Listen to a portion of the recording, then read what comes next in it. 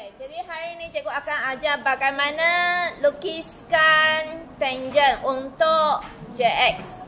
Okey, jadi biasanya soalan, ini contoh soalan peperiksaan, soalan jenis tangen. Jadi kamu dengar betul-betul. Jadi pertama, dia akan berikan parabola ataupun elips. Itu perkara pertama yang perlu kamu lukis. Bila kamu dapat dapat soalan, kamu cari manakah parabola ataupun elips. Jadi ini nombor 1, benda yang perlu kamu lukis. Nombor 2, apa yang perlu kamu lukiskan? Siap yang ini sebab parabola ataupun elips lebih kurang 45 markah. Banyaklah 45 markah. Itu mesti betul. Tak betul nanti kamu kehilangan banyak markah. Lepas kamu lukis elips adalah parabola, kamu perlu lukiskan 3 bulatan yang utama. Biasanya ada 3 bulatan yang utama. Kadang-kadang ada 2 sahaja. Untuk soalan ini ada berapa bulatan yang utama? 3. Dan bulatan ini biasanya kecil ya. Jarinya sangat kecil. Tak adalah sampai 90, 80. Okay. Jadi kamu cari bulatan yang jari yang kecil. Ini kan J20, ini J30 dengan J25. J85 bukan sebab jarinya sangat besar. Dan J85 adalah sambungkan E dengan D. Jadi J85 bukan bulatan yang utama. Ini 3 bulatan yang utama. Jadi kamu lukiskan bulatan J20, J30 dan J25. Kamu boleh lukis sebab kamu diberi jarak. Kamu carikan pusat, lepas tu lukiskan bulatan. Bulatan yang kamu lukis perlulah bulatan yang penuh. Gunakan garisan binaan. Lukiskan bulatan penuh. Garisan binaan. Lepas kamu buat semua, sudah dapat jawapan, barulah kamu hitamkan jawapan kamu. Okey, itu perkara yang kedua. Kamu lukiskan bulatan. Perkara yang ketiga, kamu perlu sambungkan bulatan-bulatan utama itu. Contohnya ini, kita ambil ya, ini AB kan. Ini CD. Sini ada JX. JX cikgu nak kamu buat last sekali. Ada soalan. Biasanya soalan memang ada soalan JX. Bahagian JX ni cikgu nak kamu buat last. Last. Baru buat ini. Okay. Jadi kamu buatlah sebelah sini dulu.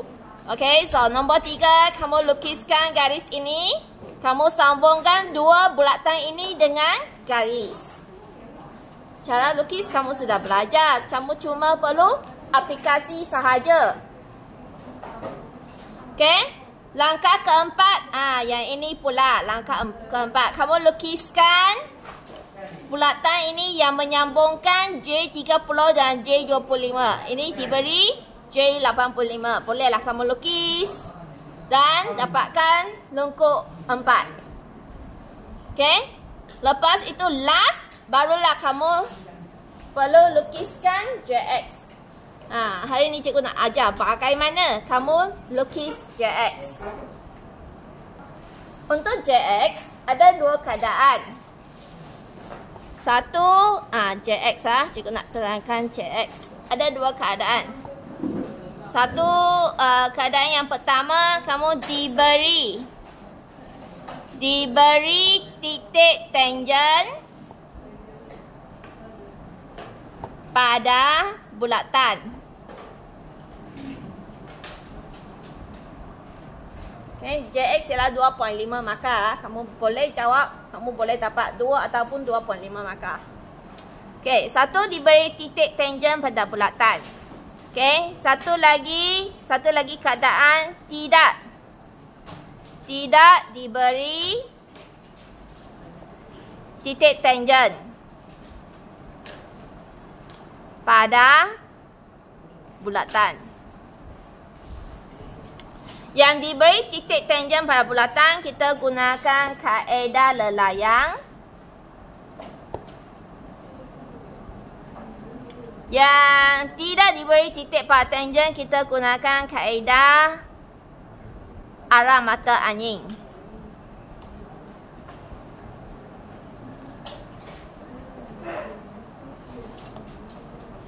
Kamu sudah jawab dalam buku kerja.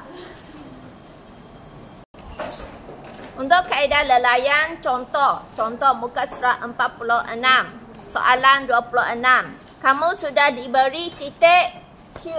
Kamu sudah diberi titik Q pada bulatan. Sudah diberi. Jadi kamu sambungkan dengan bulatan. Itu caranya. Jadi bagaimana cara? Titik di luar, kamu mesti ada titik di luar. Titik di luar sambung dengan titik tangent. Jadi langkah yang pertama, titik di luar sambung dengan titik tangent dan kamu bahagi 2 dengan garis. Kamu bahagi 2 dengan garis. Okey. Jadi titik di luar, ini bulatan, ini P adalah titik di luar. Titik di luar ini kamu sambung dengan titik tangent sebab titik ini sudah diberi. Kamu sambung sahaja. Lepas sambung kamu bahagi 2 dengan 1 garis. Okey, itu langkah pertama. Langkah yang kedua, titik tangent. Titik tangent sambung dengan pusat bulatan itu. Sambung dengan pusat bulatan. Okey. Titik tangent ini sambung dengan pusat. Sambung sampai bersilang dengan garis pembahagi 2 tadi. Okey. Jadi last kamu sudah boleh lukis lengkuk. Lengkuk yang ini. Lengkuk ke bulatan? Okey, yang tidak diberi titik tangent kita gunakan kaedah arah mata angin. Kaedah arah mata angin. Kita perlu tahu sama ada arah tu ke kiri ke kanan ke atas ke bawah.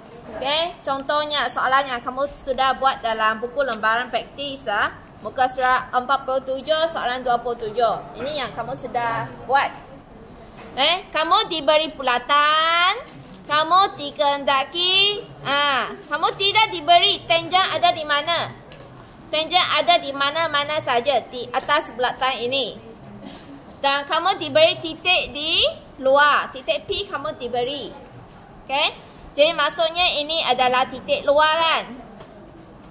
Titik luar. Titik luar ada. Titik luar ada. Jadi kamu perlu tahu arah. Dekat sini arah, kemungkinan arah pusatnya ada di mana? Ada di atas kan? Mungkin arah pusat tu ada di atas. Jadi kamu lukiskan anak panah ke atas. Jadi dari pusat di Q pun sama juga. Lukiskan arah yang sama ke atas. Okey. Jadi dari sini P kamu lukiskan arah ke kanan ke kiri ke bawah ke atas. Di sini kemungkinan pusat untuk lengkuk ini adalah ada di atas. Jadi kamu lukis garis ke atas, ini pun lukis garis ke atas sampailah hujung. Sampailah sentuh pada lilitan. Okey? So, tentukan arah, kemungkinan pusat lengkuk.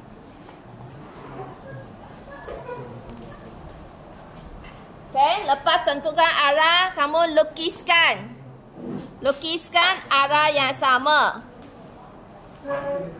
Arah yang sama dari pusat bulatan ke lilitan.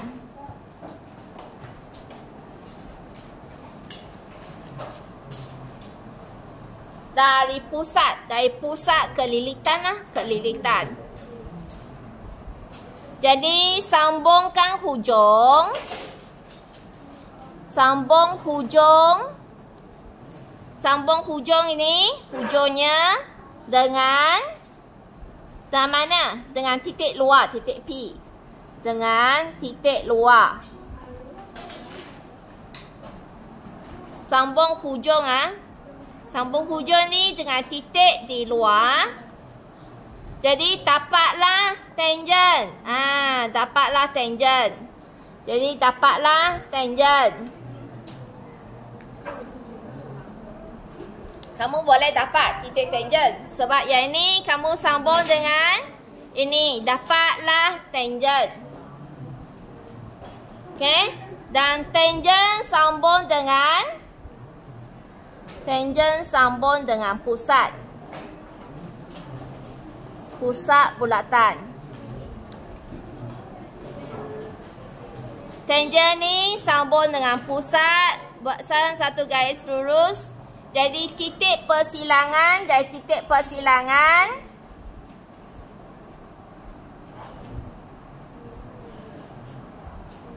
Dari titik persilangan lukiskan lengkuk.